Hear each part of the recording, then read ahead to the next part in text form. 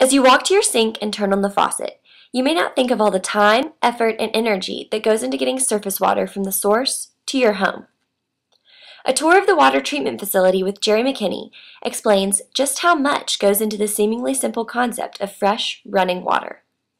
The water treatment facility was started in 1982 and has a 4-step process it goes through every day to make water drinkable for consumers. Step 1. Adding chemicals. Surface water has particles and bacteria in it. 2 chemicals are added to take out the turbidity and kill bacteria. When the 2 are combined, it creates an insoluble substance which takes the mud out. One of the lab's primary roles is to help control this process and ensure it is occurring as it should. The more mud there is in the water, the more chemicals it requires, and they have a machine to give them a measurement of how dirty the water is. A significant fact about the particles is that they have a charge, so the chemicals help to neutralize that charge, which they measure with a machine in their facility. Step 2 mixing/step 3 settling.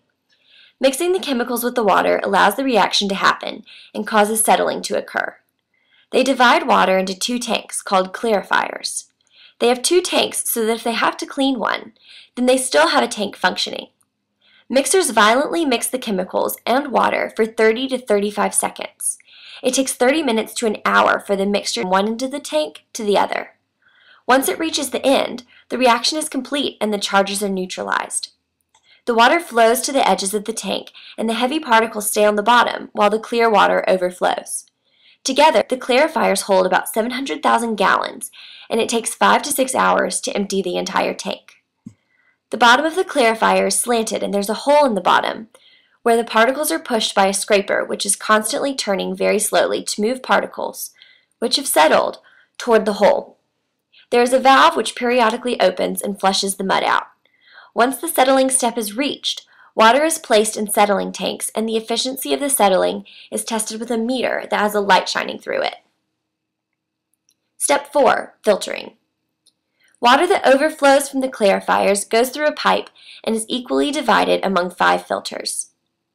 The filter media is made of anthracite coal, which is more like a rock and is about 3.5 feet thick, and it has sand underneath it. The water goes down through the filter to take out the fine particles. Periodically, the filter will get loaded with particles so the flow is reversed and the backwash gets flushed out to clean the filter. The water has to be wasted for a little while before the tank can be used again, but this is a typical process for water treatment facilities. When the water gets through the filtering stage, it is crystal clear, and they add chemicals such as fluoride and chlorine to purify it. Final product. Clear water.